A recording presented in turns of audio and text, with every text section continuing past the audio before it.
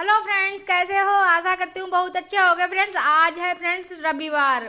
आज रविवार है फ्रेंड्स और कल है सोमवार। तो सोमवार और 2 सितंबर हम सबके लिए बहुत ही स्पेशल होता है, बहुत ही खास होता है। तो आप लोगों को ब्लॉग में पता चलेगा कि कल हमारे यहाँ क्या है। और हो सकता है कल का ब्लॉग कल ना मिल पाए तो परसों मिलेगा। हो सकता है कल बहुत ज़्यादा काम होगा, लेकिन तैयारियां आज से ही शुरू हो गई हैं।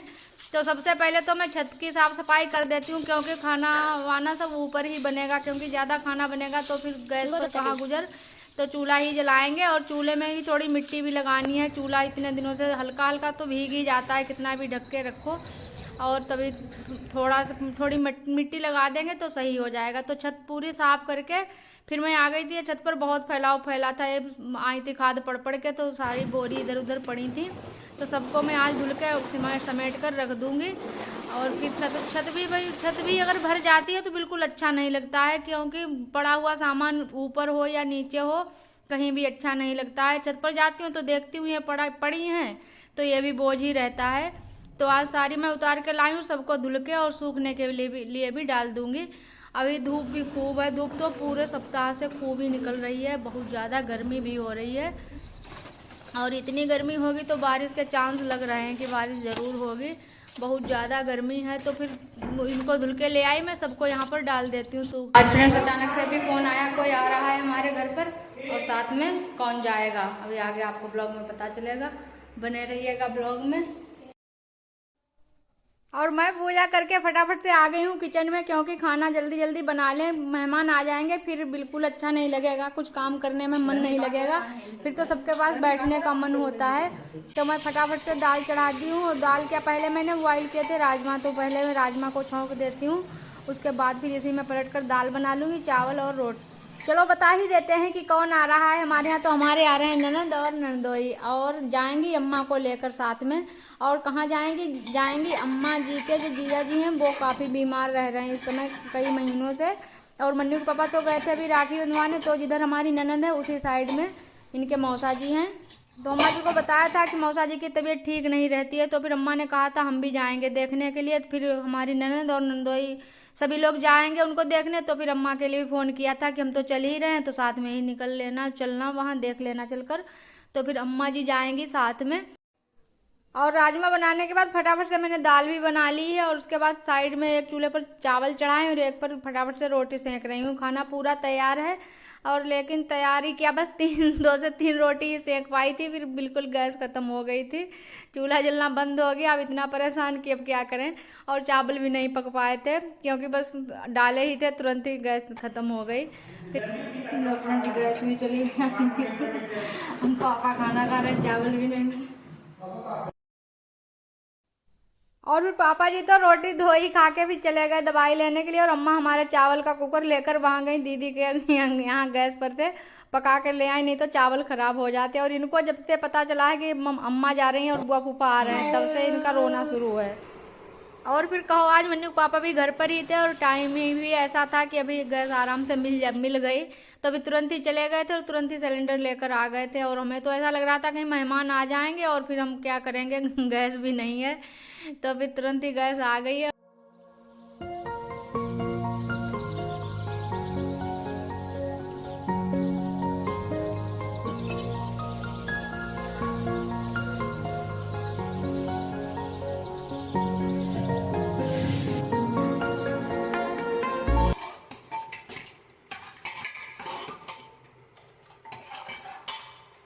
मन्नू बता रहे बुआ आ गई, बुआ घर। और मन्नू ने बुआ को आते हुए देखा, तुरंत से बताकर और भाग गए, कहीं छुप गए जाकर। क्योंकि मन्नू तो रो ही रहे थे बैठे, और रोने की मन्नू को है बहुत शर्म। अगर मन्नू किसी के सामने रोते हुए भी होते हैं तो चुप हो जाते हैं। और हमारे मेहमान आ चुके हैं, तो मैं फटाफट से सबको पानी पिला के फिर चाय नाश्ता कराती हूँ।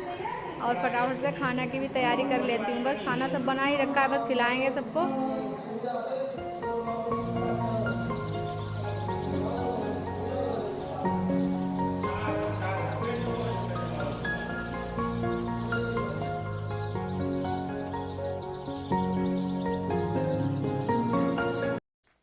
और मन्नू को देखकर रोते हुए इतना दुख आ रहा है, क्या करें। लेकिन मन्नू पापा की जिद के आगे किसी की नहीं चलेगी। उन्होंने मना कर दिया तो बस मना ही कर दिया। मन्नू बार बार मेरा पल्लू पकड़ कर खींच रहे हैं, कह रहे हैं मम्मी हमको कैसे भी भेज दो।